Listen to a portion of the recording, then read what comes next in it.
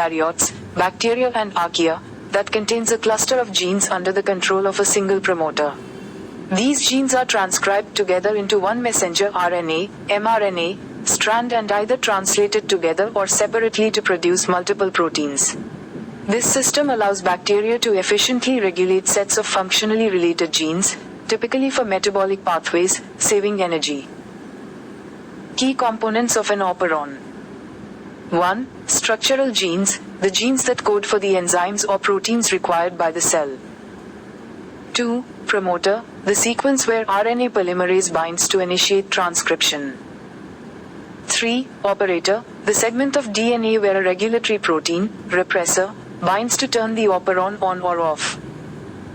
And 4. Regulatory gene, a gene, often outside the operon, that produces the repressor protein.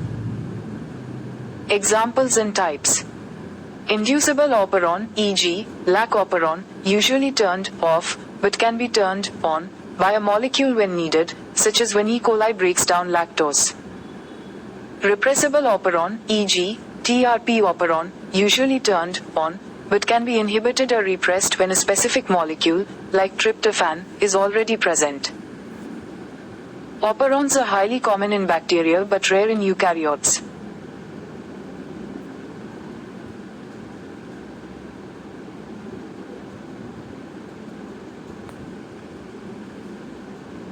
Operon prokaryotes, bacteria और archaea में DNA की एक कार्यात्मक इकाई है जिसमें एक ही प्रमोटर के नियंत्रण में जीनों का समूह होता है।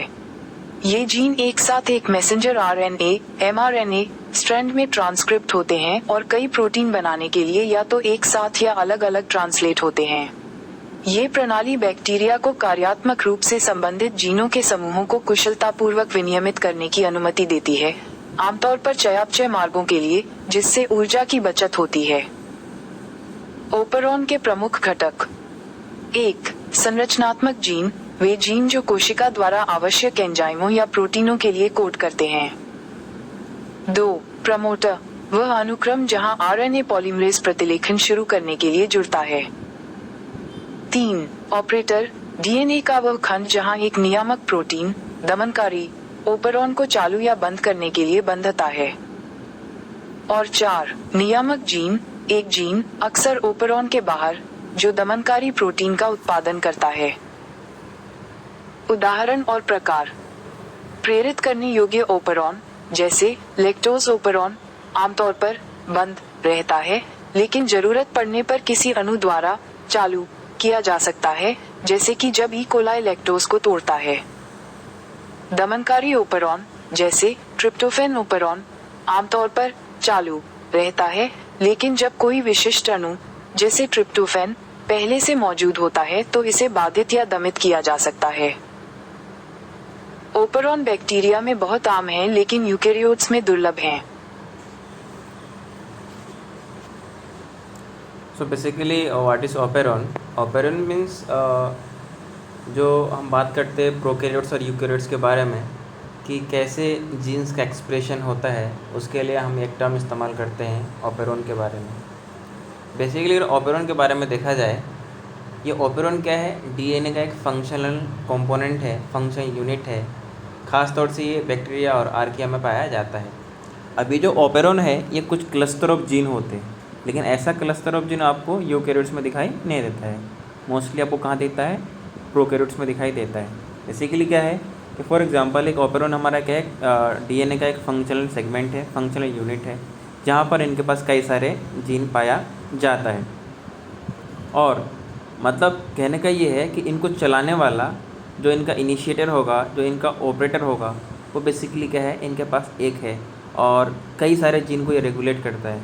लेकिन in case of eukaryotes her particular gene का अपना अपना प्रॉपर सिस्टम होता है। ये जो जीन होते हमारा ये जो हमारा ओपेरॉन होते, ये ट्रांसक्राइब होने के बाद ये जो हमारा एमआरए बनाता, इनका अलग अलग हमारे को सेगमेंट दिखाई देता है। और उसके बाद फिर इनका इसका आप स्ट्रक्चर के बाद देख सकते हैं। जो हमारा लेक ओपेरॉन है, अगर यहाँ पर इंड्यूसर नहीं है, मतलब लैक्टोज अवेलेबल नहीं है, तो हमारा जो रिप्रेसर है ये ऑपरेटर को बाइंड कर जाएगा। जो हमारा रिप्रेसर है वो ऑपरेटर को बाइंड कर जाएगा।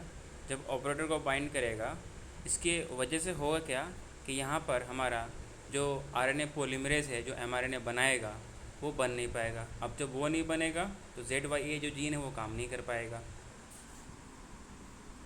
सेकेंड केस में आप देख सकते हैं, इसमें क्या है, हमारे पास जो हमारा जीन है उसने बनाया रिप्रेसर एमआरएनए। उस रिप्रेसर पे हमारा क्या जुड़ गया, इंड्यूसर जुड़ गया। मतलब उस रिप्रेसर को यहाँ पर लैक्टोज आकर क्या कर दिया, इनएक्टिव कर दिया। अब इनएक्टिव कर देगा, ऑपरेटर रहेगा फ्री। अब जब ऑपरेटर फ्री रहेगा तो ऑपरेटर को क्या करेगा, वो ट्रांसक्राइब करेगा। मतलब इंड्यूसर के प्रेजेंस में वो बेसिकली क्या किया, उसने क्या किया कि उसको ट्रांसक्राइब किया। उससे क्या बनेगा, हमारा लेक एमआरएनए बनेगा। अब उस एमआरएनए से Z से बनेगा हमारा बीटा गैलेक्टोसाइडेज, Y से बनेगा permease and transacetylase. So mRNA से बन जाएगा प्रोटीन। अब जब प्रोटीन बनेगा तो उसके अकॉर्डिंग ये काम होगा। मतलब लैक्टोज है तो ये काम कर रहा है, मतलब स्विच्ड ऑन है। जब नहीं होता है तो स्विच ऑफ होता है। मतलब वो जो रिप्रेसर प्रोटीन है वो बेसिकली उस ऑपरेटर पे बाइंड कर जाएगा। और इस तरीके से प्रेजेंस ऑफ इंड्यूसर है और एब्सेंस ऑफ इंड्यूसर है, और इस तरीके से काम करता है।